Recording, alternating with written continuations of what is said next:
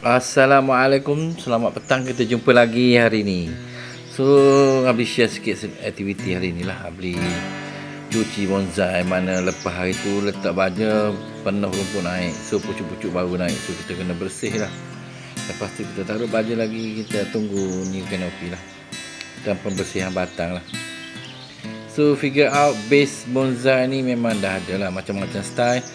Laterity style ada, formal style, slating style, semuanya saiz kecil lah, saiz small size, bukan big size bonsai lah. Aku suka kecil-kecil punya size bonsai. Dan rambut dia, daun dia tak nampak bulat-bulat sangat. Aku suka natural look bonsai. Dia still nampak lagi pokok bonsai yang renek, yang tua renek, tapi natural look, tak adalah nampak bulat-bulat.